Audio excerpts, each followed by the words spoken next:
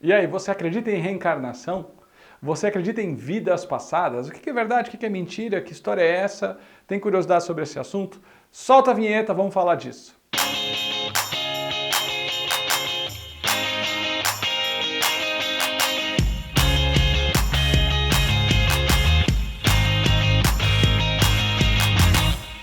Olá, sou Bruno Gimenez, seja muito bem-vindo a mais um episódio do Espiritualidade na Prática, onde o meu objetivo é trazer informação aqui para você viver uma vida mais espiritualizada de forma prática, objetiva, na correria do seu dia a dia, no mundo real que nós estamos vivendo hoje. E eu gosto sempre de dizer que o estilo de espiritualidade que eu ensino é a espiritualidade universalista, o que quer dizer que eu já estudei sim vários livros sagrados, já estudei sim várias coisas de religiões, mas eu não tenho uma religião específica. Eu sou muito ligado na minha conexão espiritual. Pratico meditação, inclusive queria falar para você que meditação é algo que nunca pode faltar da sua vida. Pratico meditação, você não tem desculpa para não fazer meditação hoje em dia. Inclusive a pessoa que eu sigo, que é a Amanda Adreio do felizcomvocê.com.br, até vou pedir para colocar o canal dela aqui na descrição.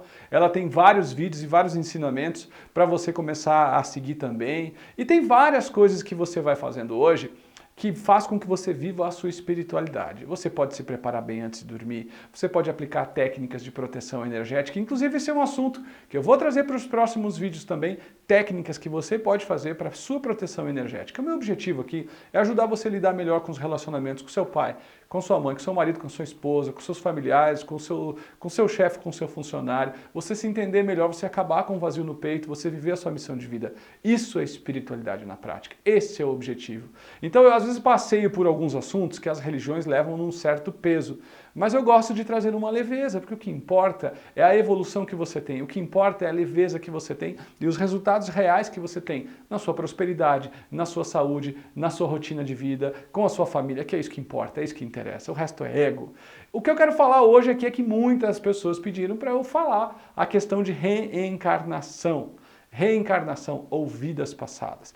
É um assunto muitíssimo falado, é um assunto muitíssimo estudado, inclusive cientificamente, e é um assunto muitíssimo polêmico. E a polêmica desse assunto surge justamente com os primeiros séculos da existência do livro sagrado dos mais famosos do mundo, dos livros sagrados mais famosos do mundo e da alteração comprovada, inclusive em livros de filosofia de universidades tradicionais aqui do Brasil, da alteração desse livro muitíssimo famoso. A partir do momento que essa alteração é feita, ela é lavrada, ela é, não sei se eu falei certo, mas acho que é isso aí, ela é adicionada a nova estrutura e as pessoas começam a seguir aquilo alterado. Então imagina só que você tem uma receita de bolo que era da avó, da avó, da avó, da avó, da avó da sua avó. É meu E nessa linhagem de vó, de vó, de vó, de vó, de vó, de vó, uma das vó decidiu mudar aquela receita. E não quer dizer que a receita não funcionou, mas ela ficou diferente. Pois é, reencarnação.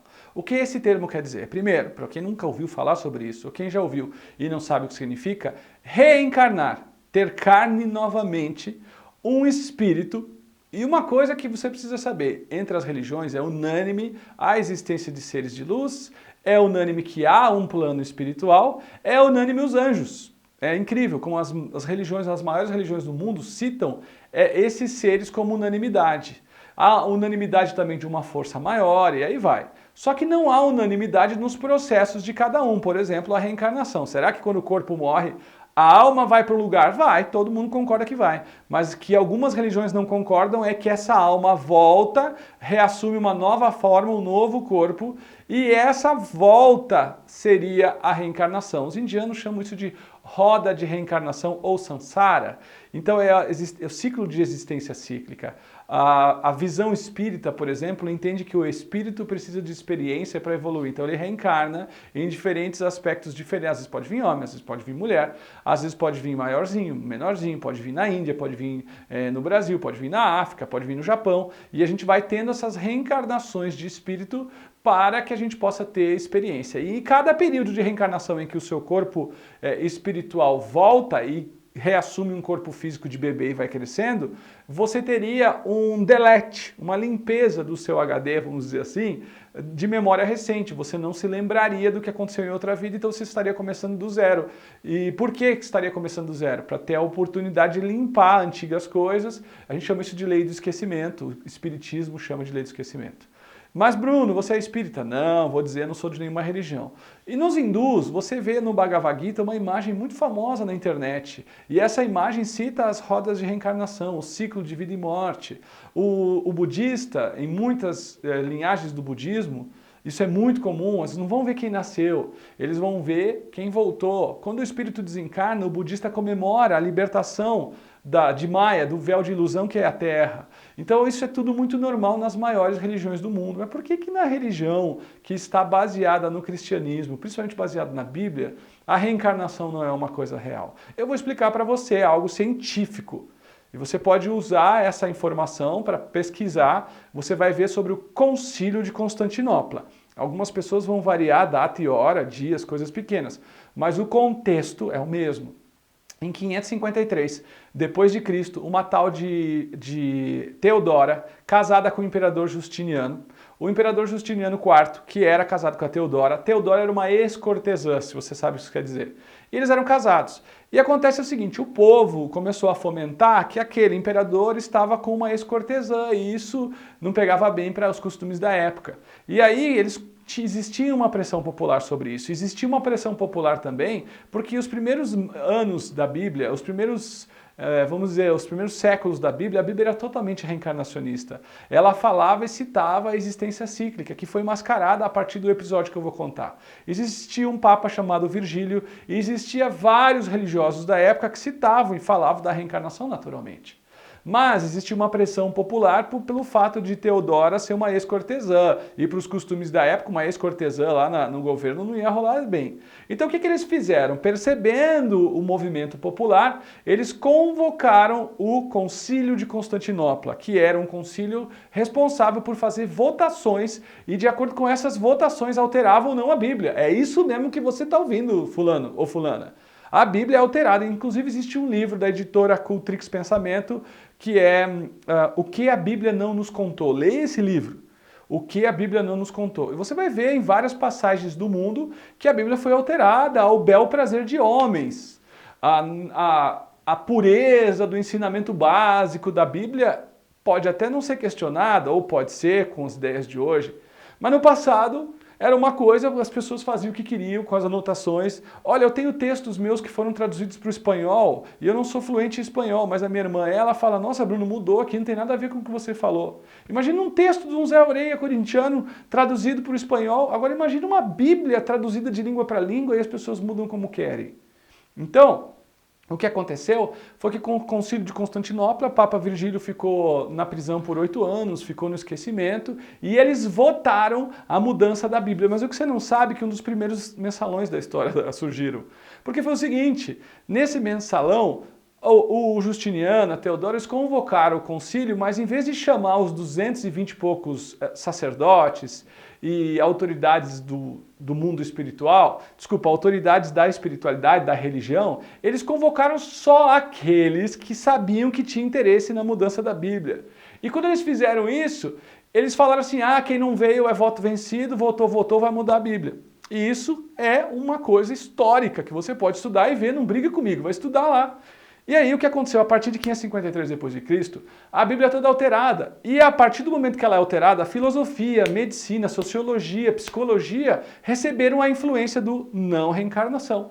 Vai perguntar a influência que outros países que seguem a Torá, que seguem o Bhagavad Gita, ou que seguem os Vedas, ou que seguem os Sutras, ou que seguem o que for, a influência no mundo racional é muito grande das literaturas sagradas que regem aquele país.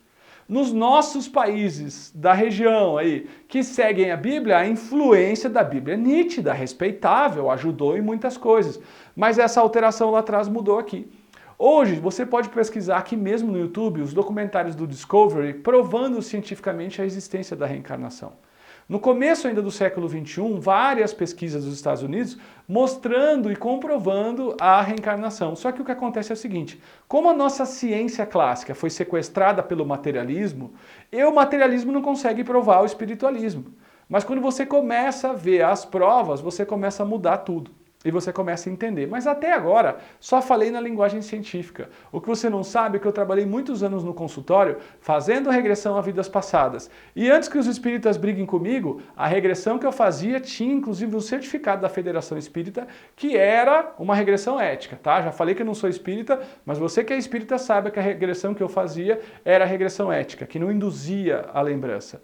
E nas regressões que eu fazia para outras pessoas e trocava com terapeutas amigos meus também fazendo para mim, eu cheguei à conclusão que a reencarnação, ela não é uma questão de crença. Eu não acredito na reencarnação, eu vivencio isso.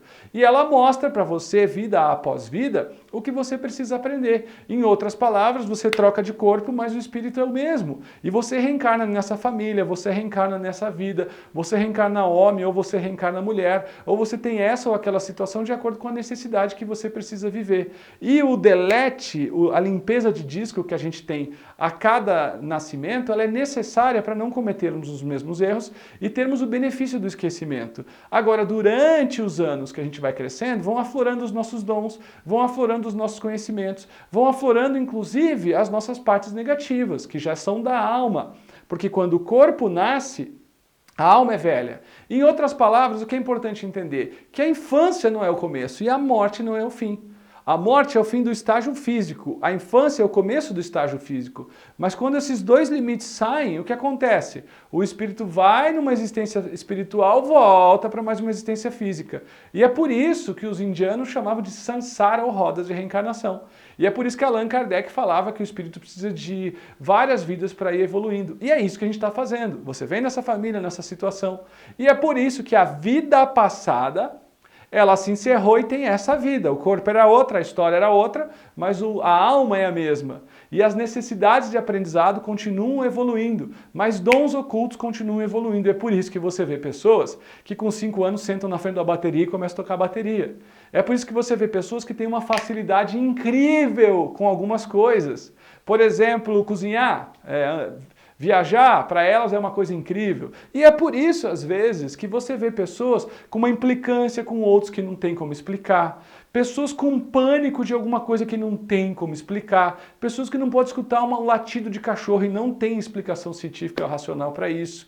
Pessoas que não podem ver a altura, não tem explicação científica ou racional para aquilo. Porque a alma dela já teve algum trauma em outras situações do passado com a altura ou com o cachorro. Ou a alma dela em alguma situação do passado já se desenvolveu na música, no canto ou em outras artes. Quando a gente vai crescendo e vai evoluindo, os nossos dons vão aflorando e os nossos problemas passados vão aflorando. Para quê? Para serem curados. O que é bom melhorar e o que é ruim purificar. E por isso, vida após vida, a gente vai esquecendo o passado, mas vai tendo a oportunidade de mudar o presente e o futuro o tempo todo. E é isso que importa. Vamos supor que você não acreditar em nada que eu falei.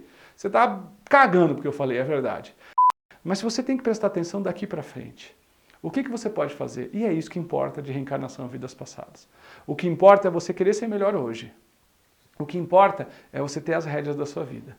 O que importa é você buscar cada vez mais aquilo que te faça crescer. E olha, para você continuar buscando o que te faz crescer, a minha contribuição é fazer vídeos como esse. Para você continuar recebendo essa contribuição, a minha dica é simples. Aqui embaixo tem um joinha, curte agora esse canal. A outra coisa, pega o link e compartilha nas suas redes sociais, só se você gostou. E por último, se você ainda não é inscrito, clica no solzinho para você receber mais vídeos como esse. Espiritualidade na Prática, farei 1 ano sem interrupção. Então tem mais de 250 vídeos para você receber.